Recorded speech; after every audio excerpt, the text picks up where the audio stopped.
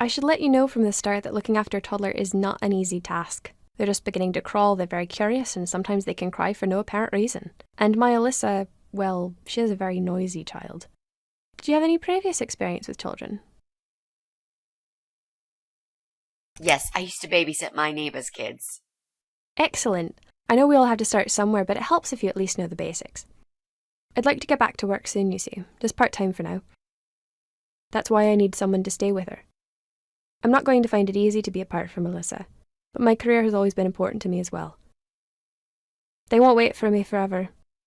If I don't do this now, they'll just replace me. Where do you work? I'm a hotel manager. It's a very competitive industry, but I've always loved it. I miss it a lot. There just isn't enough support for working parents. Tell me about it. If I don't get back to work in 2 weeks' time, they will cut my maternity pay in half. So I haven't really got a choice. It's either this or Alyssa and me will face the life in poverty. Where's Alyssa's dad? Do you mind me asking? I'd rather not talk about it. It's personal. As far as I'm concerned, Alyssa hasn't got a father. I'm sorry, I shouldn't have asked. No, it's alright, but I just don't like talking about it. I'm sure you'll understand. I have a great connection with kids. I'm sure I can manage with Alyssa. Okay, I don't doubt that. How about, would you like to hold Alyssa for a minute? We should probably see if she likes you first. Yes, definitely. But I ought to wash my hands first. Your hands? My hands. I must have touched a million things on my way here. As much as I want to hold her, I just don't think it's safe, you know? Really? What have you been touching? Oh, just ordinary things, this and that. You look pretty clean. I'm sure it'll be okay. Well, if you must know, I stroked a filthy-looking dog. Oh. If that's the case, then I would very much prefer that you wash your hands. I'll show you to the bathroom. Would you mind answering the door for me? Sure, no problem. It's probably just my friend Kate. Just let her in, please. Is that okay? The bathroom's this way. Follow me. Your turn, Mrs. A. Seriously? Do something. Anything. Fine. Make sure you scrub those dirty hands really well. I need a bit of time.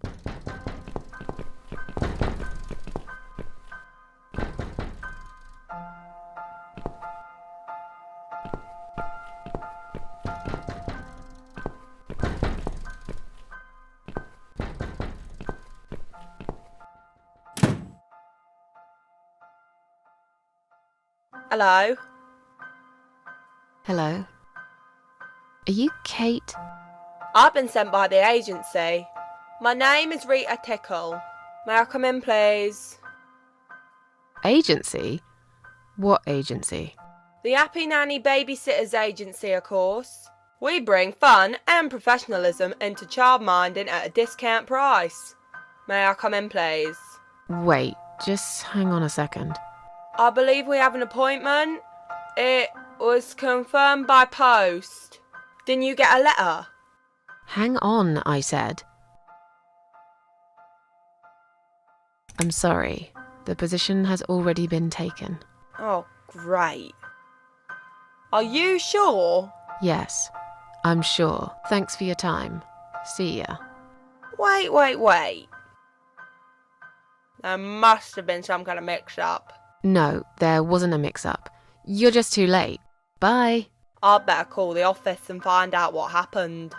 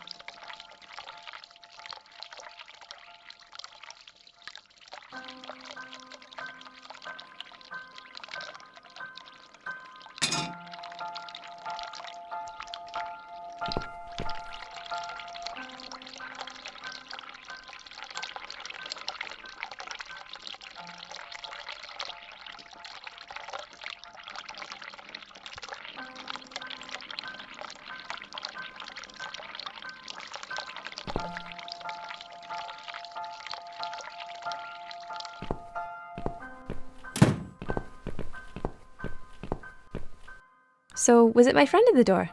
No, just some door-to-door salesman. Well, I hope you told him to go to hell. I honestly don't know what these people are thinking. Yeah, me neither. I'm sure it's Kate this time. I'll let her in if you'll excuse me for a minute. Wait!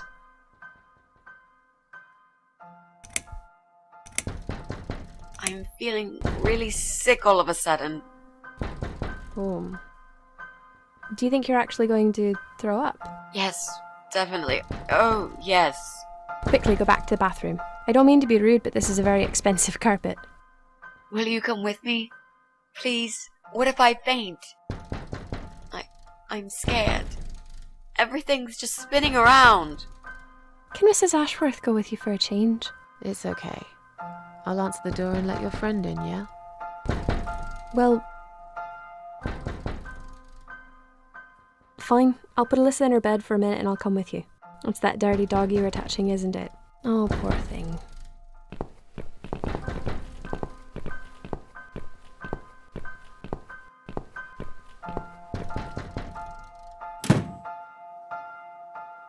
It's you? Again? Hello. Is this flat number 8? My name is Rita Tickle, from the Happy Nanny Agency. May I come in, please?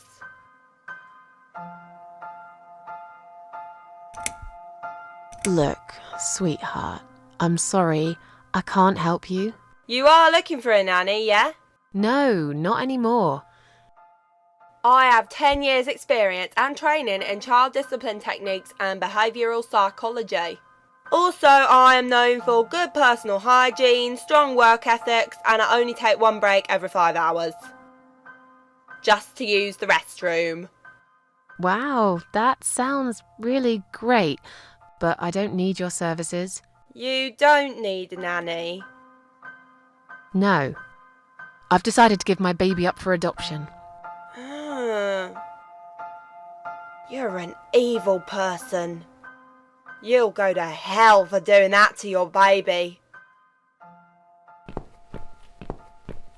Yeah, I'm evil. But you're thick.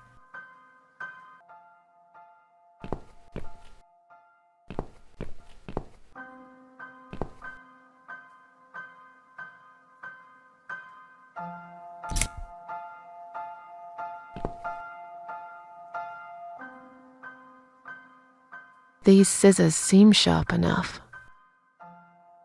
Let's create some diversion. I hope this is what Mitzi had in mind.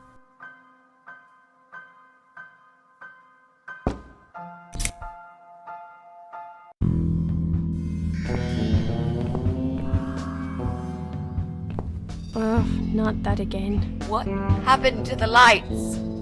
I'm terrified of the dog. I can't move. Oh God, can't breathe. Calm down, it's alright. Probably just that stupid meter. It must have run out of money again. It's not even that dark. Please, you got to do something about it. I think I'm going to faint. Fine, just stay in my bedroom. There'll still be plenty of sunlight there at this time of the day. I'll go outside and put some money on the meter. It'll only take a minute.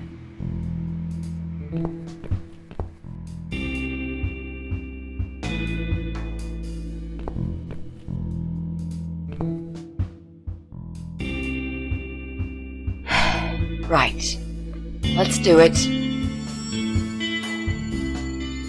Is that you, Mrs. Ashworth? What happened? No idea. Maybe it's a blackout, like in the old days. It's probably just the meter. Let me see.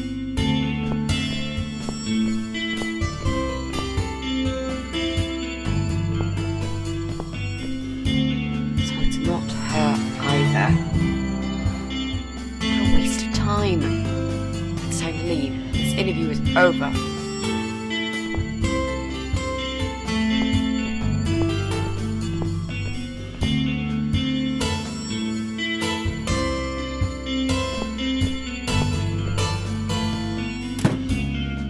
I don't get it.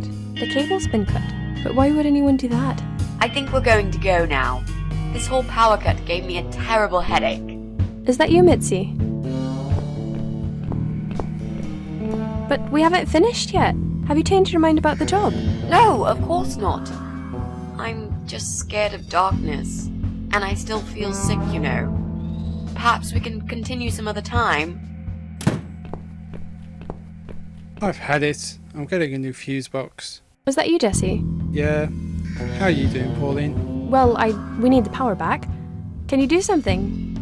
Yeah, I can easily fix that. There's an electrical store that's open till late. I'll get some stuff and I'll be back before you know it.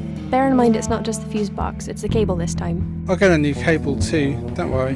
But in the meantime, go home, find some candles and chill, yeah? Thanks, Jesse. That's awfully nice of you. Well, it was great seeing you, but we're going to leave now. Hello. Who's that? My name is Rita Tickle. Rita who? What the hell is going on here? Do you know this woman, Mrs. Ashworth? I've never seen her before in all my life.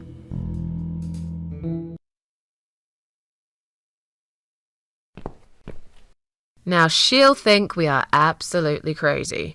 I wouldn't worry too much. You're not exactly the most popular neighbor in the house, anyway. Thanks. What? You don't actually care what those idiots think, do you? No, of course not. It's just that Pauline seems all right. I'm not too proud of causing her all this trouble. It'll get fixed soon. Look, Jesse's gone out. We can now get inside flat 7 and see what he's been up to. Okay, yeah, that sounds good. We can also cross Pauline off the list. I've searched through her internet history, and needless to say, there's nothing exciting there.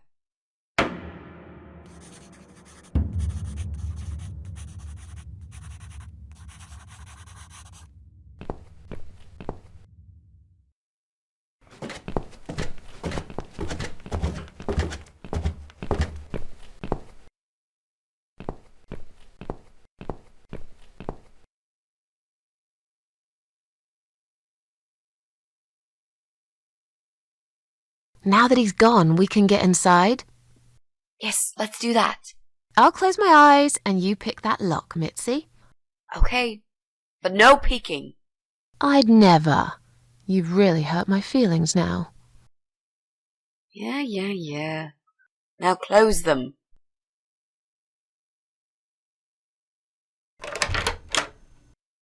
There, job done. Jesus, are these...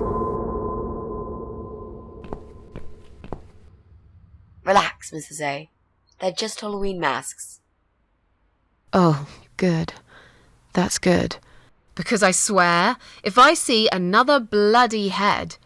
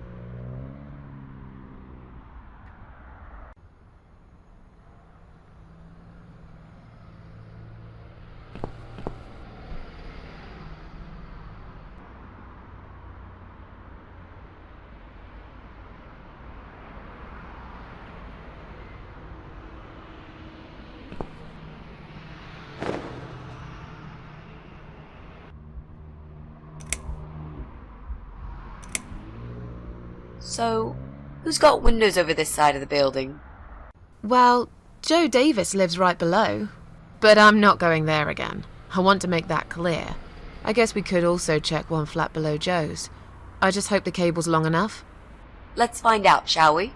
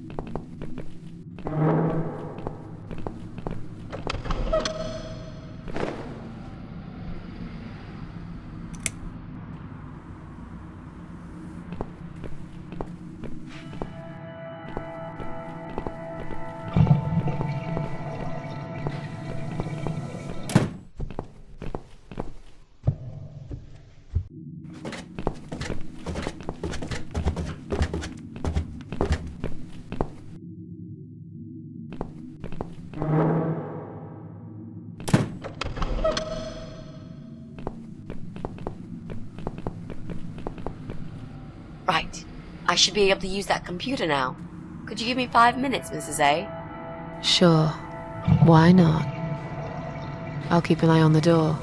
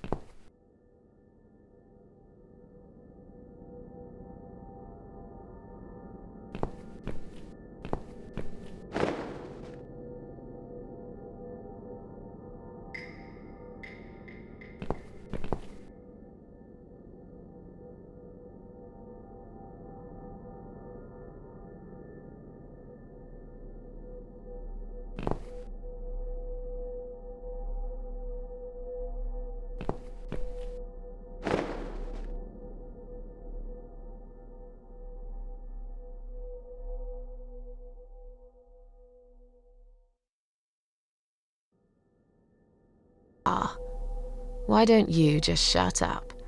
Whoever wore this dress probably hadn't eaten in years. You'd struggle to get a skeleton into it. This is it. We've got all we need. Great! Are you going to tell me about the cat widow now? Yes, it's story time, Mitzi. The legend says there was once a bad man who hated cats. He hated his neighbours too, and his job. And when it rained, he'd curse and smash things. He hated his bald head and his weak, ugly body. He probably hated himself the most, although he would never admit it. I think I see where this is going. One day, out of pure hatred for the whole world and everything that lives, he captured a family of cats and drowned them all in the river. That day, the sun turned black and all the birds went silent as the 6 kittens struggled for life. But trapped in a strong canvas bag, they never had a chance. They all died that day. All but one. The mother cat, in a desperate fight to set herself free, by pure luck, clawed her way out of the bag and swam to the shore. She lost everything that day, her beautiful children and her proud husband. Her heart crashed into pieces as she watched their limp dead bodies stolen by the current. Running after them, she followed them for days, for as long as she could. Then, eventually, she lost sight of them. She stayed on the bank of the river for a while. The world stopped turning for her, her eyes empty and blind. And then, one day, she slowly slid down the bank and into the cold, dark water. She gave in to it.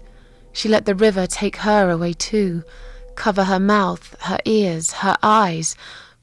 But as the water filled her lungs, and she started slipping into darkness, there was another strange feeling that burst in her mind like a ball of flames.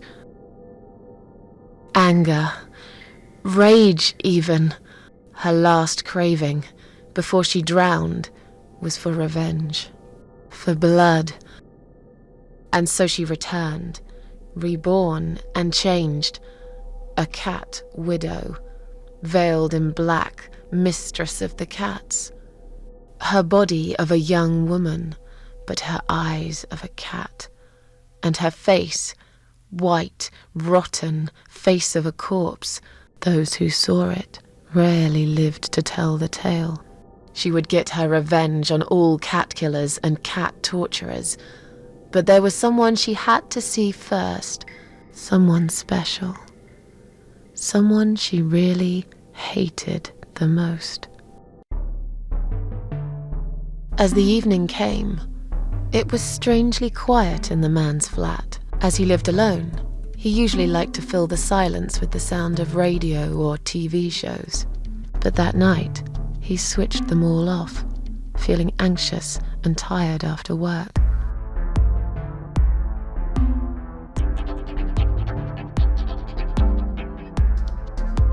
He tried to sleep, but couldn't. And for once, there wasn't anyone there he could blame for it. As he stared through the window, he kept thinking about how much he hated that view. He liked it once, a long time ago, when his wife was still there and they were happy together. Suddenly, he heard knocking on the door. Some part of him was glad, because that meant he could take it out on whoever decided to bother him.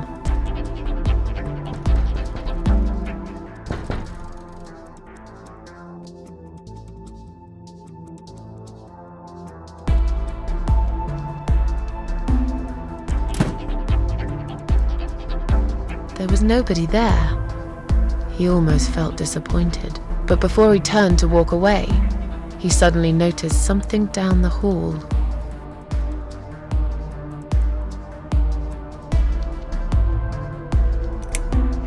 He noticed a shadow of a cloaked figure standing ahead.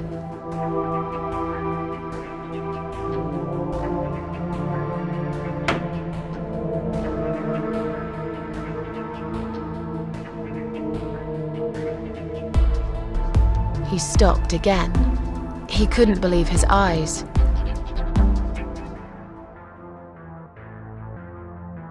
Someone wrote "Cat Killer" on his door.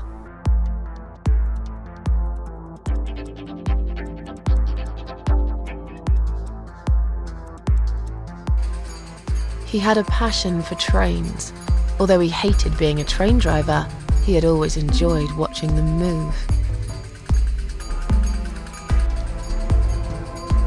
But now, his train model was moving all on its own. He was absolutely certain he'd left it switched off. And yet, there it was, running at crazy speed, remote control missing. Something was seriously wrong, and that something had entered his home now too.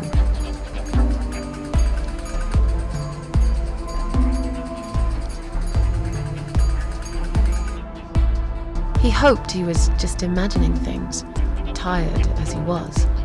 But there was another surprise waiting for him in his bedroom. "Cat Widow is here," was written all over the wall.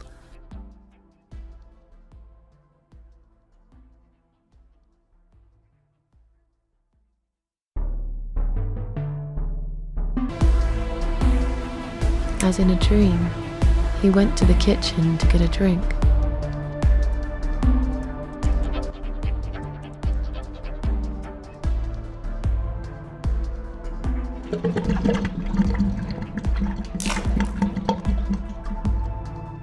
There was no water.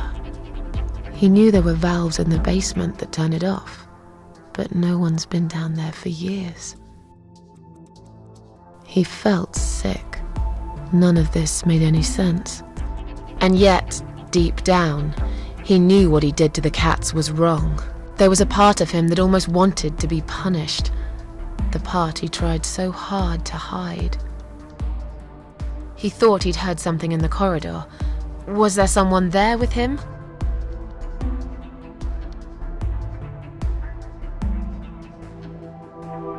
His head was spinning. He felt ambushed, trapped, like an animal.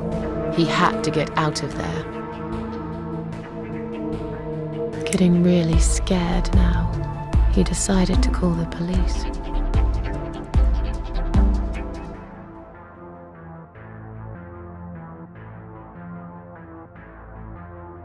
His phone was of no use. The SIM card had been removed, and that wasn't even the worst part. There was a photo of a black cat set as screensaver. He remembered this cat. He'd watched that strange pest control man put it in a cage and into his van. He'd looked at it through the window for a while, then pulled the curtains and went to bed.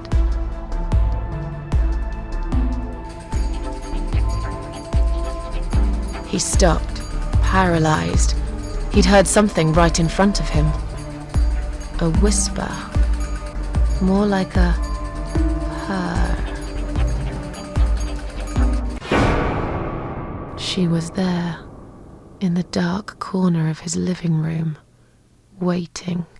Black veil covering that pale, dead face, and yet he could almost feel Cat Widow's eyes piercing through him.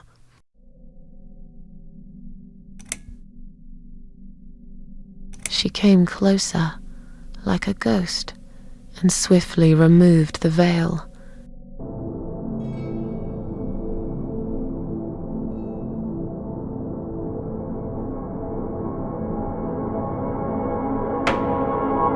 She came back for him, to take him to the river, to make him pay for what he'd done. As he looked into her eyes, he could feel the world spinning around him, his knees go weak, his pants suddenly wet around his crotch. As much as he hated life, he didn't want to die either. Inside, he was just a big, stinking coward. And then he fainted.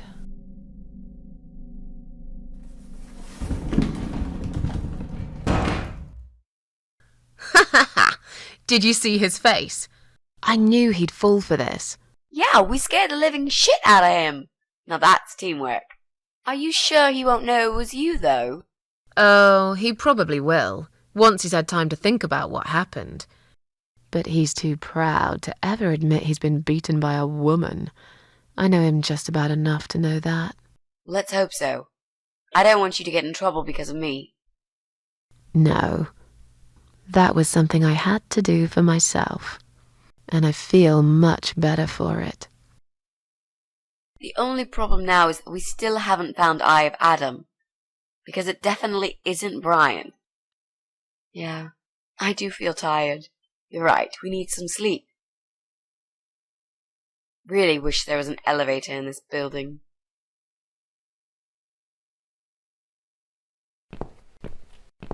What's that? A note? What does it say, Mrs. A? You will not believe it. Meet me at midnight, both of you. I will wait. Flat 5. Door will be open. Do not fear. Eye of Adam. Flat 5? That's the old guy. Can't be.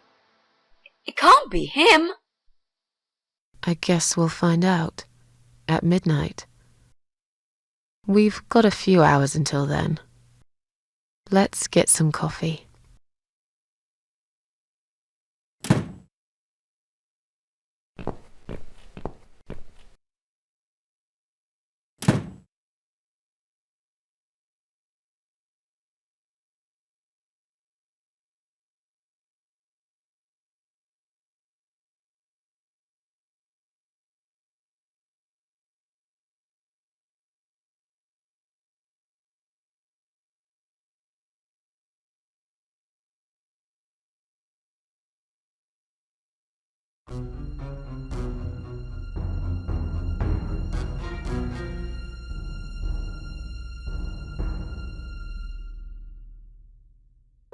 It's just you and me, my love.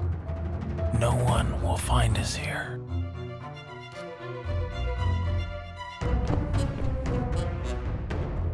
Stop worrying, Ivy. It will be all right. I will always love you. You know that. I'm gonna make you all better.